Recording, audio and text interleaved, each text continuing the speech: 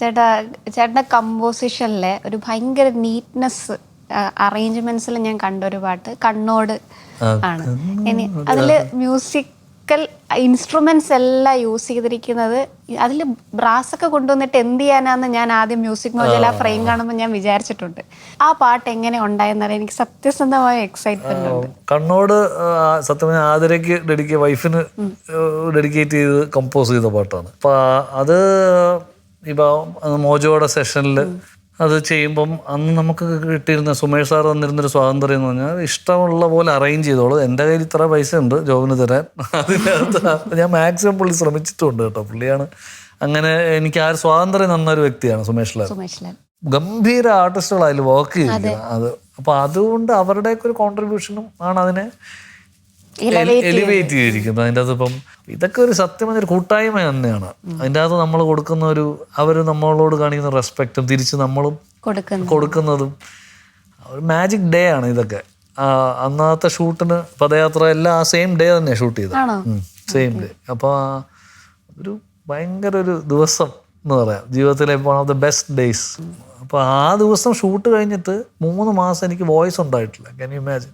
3 മാസം റെസ്റ്റ്. ആ ഡേ തീരുമ്പോൾ ഓരോ 12 പാട്ടാണ് നമ്മൾ ഷൂട്ട് ചെയ്തത്. ഓരോ പാട്ടും 4-5 ടേക്ക് എടുക്കും. അതിന് കൂടാതെ റിഹേഴ്സൽസ്. അതായത് ഷൂട്ടിംഗ് ക്രൂ മുഴുവൻ പറയാം ജോബിന്റെ സെഷൻ വരുന്നോ ഇന്ന് പോകണ്ട, നാളെ രാവിലെ വല്ലതും പോകാം. എനിക്ക് അങ്ങനത്തെ OCD ഇഷ്യൂസ് ഒക്കെ. അപ്പോൾ ഒരു പാട്ട് അത്ര ടേക്സ് എടുക്കും. കാര്യം സോ ദാറ്റ് ഈവൻ മ്യൂസിഷ്യൻസിനും ആ പാട്ടുമായിട്ട് കൂടുതൽ അടുപ്പം വരികയും നമുക്ക് എവിടെയാണ് ആ മാജിക്കൽ ടേക്ക് കിട്ടുന്നത് അറിയാൻ പറ്റില്ല. അപ്പം അങ്ങനെ എടുത്ത പാട്ടുകളാണ് അതൊക്കെ അന്ന് ലൈവ് ആ സെറ്റിൽ ചെയ്ത ഓഡിയോ ആണ് നിങ്ങൾ കേൾക്കുന്നത്. അതിനെ ഓഫ് കോഴ്സ് അതിനെ എഡിറ്റ് ചെയ്യലും അതിനെ ഭംഗിയാക്കുകയും കറക്ഷൻസ് ചെയ്യുകയൊക്കെ ചെയ്തിട്ടുണ്ട്. ബട്ട് ആ ഒരു ലൈഫ് അങ്ങനെ തന്നെ വന്നിട്ടുണ്ട്. ടുഗദർനെസ്. ഇപ്പോഴും ഇൻഡിപെൻഡന്റ് മ്യൂസിക് ഇൻഡസ്ട്രിയിൽ നിൽക്കുമ്പോൾ ചേട്ടൻ തുടങ്ങിയ സമയത്തുള്ള ഒരു സ്ട്രഗിൾസ്, ഇപ്പോൾ താളത്തിന്റെ കാസറ്റും കൊണ്ട് ഈ സെല്ല് ചെയ്യാൻ വേണ്ടി ഡോർ ടു ഡോർ നടന്ന കഥയൊക്കെ എനിക്ക് അറിയാം. അപ്പോൾ അവിടെ നിന്ന് ഉറപ്പായിട്ടും ഒരു ഗ്രോത്ത് എന്തായാലും ഉണ്ടായി കാണും. എന്നാലും ഈ ഒരു ട്രെൻഡിൻ്റെയും ഒക്കെ ഇടയ്ക്ക് ഒരു ഇൻഡിപെൻഡൻ്റ് ആർട്ടിസ്റ്റായിട്ട് സർവൈവ് ചെയ്യണമെന്ന് ഒരാൾ ഇപ്പോൾ ഡിസൈഡ് ചെയ്യുകയാണെങ്കിൽ എന്തോരം സ്ട്രഗിൾസ് ആയിരിക്കും ഇപ്പോൾ ഉണ്ടാവുക? ഇപ്പോൾ ആക്ച്വലി ഇച്ചിരി കൂടെ അതിൻ്റെ സാധ്യത കൂടുതലാണ് ഒന്ന്. പിന്നെ സ്ട്രഗിൾ എല്ലാ ആർട്ടിസ്റ്റിനും എല്ലാ ദിവസവും സ്ട്രഗിൾ തന്നെയാണ്. അത് തീരുന്ന പരിപാടിയില്ല. പ്രത്യേകിച്ച് ഒരു സ്വതന്ത്ര മേഖലയിൽ വർക്ക് ചെയ്യുന്ന ഓരോ കലാകാരനും എനിക്ക് തോന്നുന്നു എല്ലാ ദിവസവും ചാലഞ്ച് തന്നെയാണ്.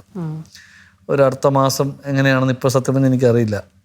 മുന്നോട്ട് സാമ്പത്തികമായിട്ടും ഒക്കെ നോക്കിയാൽ ഒരു സെക്യൂരിറ്റി, ജോബ് സെക്യൂരിറ്റി എന്നൊക്കെ പറയുന്നു ഒന്നും തന്നെ ഇല്ല.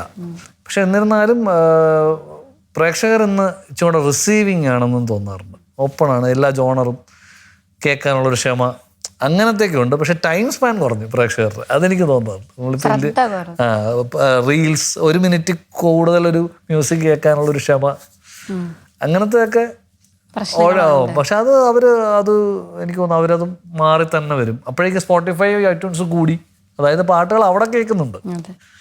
അപ്പം എല്ലാവരും ബാലൻസ് ആണ്. അപ്പം പക്ഷെ സാധ്യതകൾ വളരെ ഹൈ ആയിട്ട് തന്നെയാണ് എനിക്ക് തോന്നുന്നത്. പക്ഷെ കണ്ടന്റിന് കഴമ്പുണ്ടാവണം, അല്ലെങ്കിൽ ഇതൊന്നും നിൽക്കത്തില്ല. ഒരു കഴമ്പില്ലാത്തൊരു മ്യൂസിക് ഒരിക്കലും ലോങ് റൺ നിൽക്കത്തില്ല. കഴമ്പെന്ന് ഞാൻ ഉദ്ദേശിച്ചത്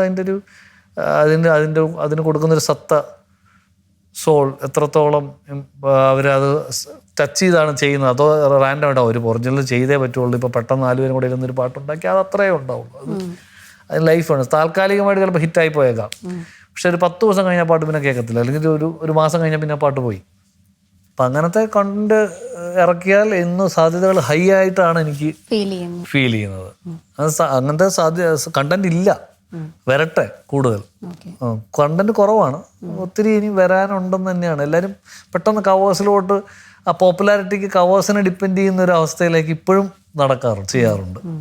പക്ഷെ അതൊക്കെ മാറി സുഹൃത്തുക്കളെ, എന്താണ് നിങ്ങൾക്ക് സ്വന്തമായിട്ട് ചെയ്യാനുള്ളൊരു വഴിയുണ്ട്, സ്പേസ് ഉണ്ട്, മനസ്സുണ്ടായാൽ മതി. ആ ഒരു ഇനിഷ്യേറ്റീവ് എടുക്കാനുള്ള ഒരു ഗട്ട്സ് ഉണ്ടായാൽ മതി. മുന്നും പിന്നും നോക്കാതെ ചിലത് കോൺട്രിബ്യൂട്ട് ചെയ്യണം എന്നൊരു ആഗ്രഹം ഉണ്ടായാൽ മതി. അതിന് ഷോർട്ട് കട്ട്സ് എടുക്കാതിരുന്നാൽ മതി.